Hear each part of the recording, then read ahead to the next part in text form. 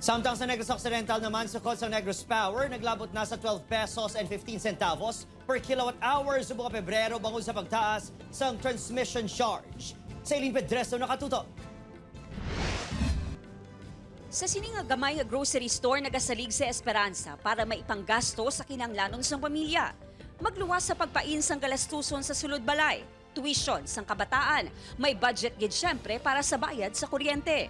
Gani sang naibaluan sini nga may pagsaka sa sukot sang Negros Power epektibo Pebrero 16, nagakabalaka ini. Sa akong kisa lang alanggid. Buta na, temutan na himuon, tas na ulit nagbalok. Tanan, halos tanan, ginahimo mo naman, makasave ka or Base sa bagong nga rate sang Negros Power, kung makakonsumo si Manang Esperanza sang 100 kilowatts sa isa ka bulan, halin sa 1,170 pesos nga balayran, mangin 1,250 na o kung may pagsaka sang 45 pesos halin sa 11 pesos and 70 cents.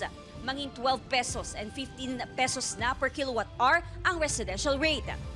May pagtaas man sa 65 sentimos sa commercial rate, halin sa 11 pesos and 71 cents, mangin 12 pesos and 45 cents na ang per kilowatt hour ang sukot.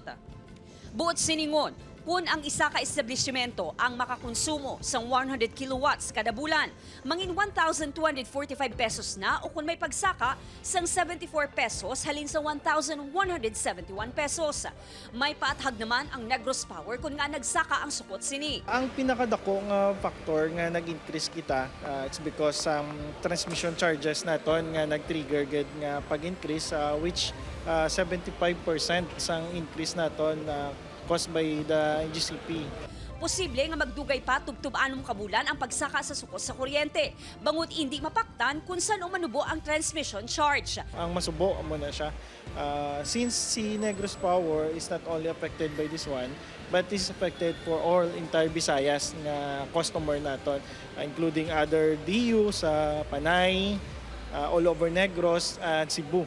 Tinguan na lang sa iban nga konsumidor nga mapahagan-hagan ang paggamit sa kuryente, apisar mainit ang panahon. Siyempre, dugang naman sa konsumo. Pinitipid na lang gini. Samtang ginaanunsyan man sa More Power sa Iloilo City ang 24 sentimos nga saka sa presyo sa kada kilowatt hour sa kuryente sa mga bulan sa Pebrero. But siningon sini, nagikan sa 10 pesos kay 96 sentimos, ininyara na karon sa 11 pesos kay 20 sentimos. Upod Caruel Banggoy, Eileen Pedreso, 1 Western Visayas.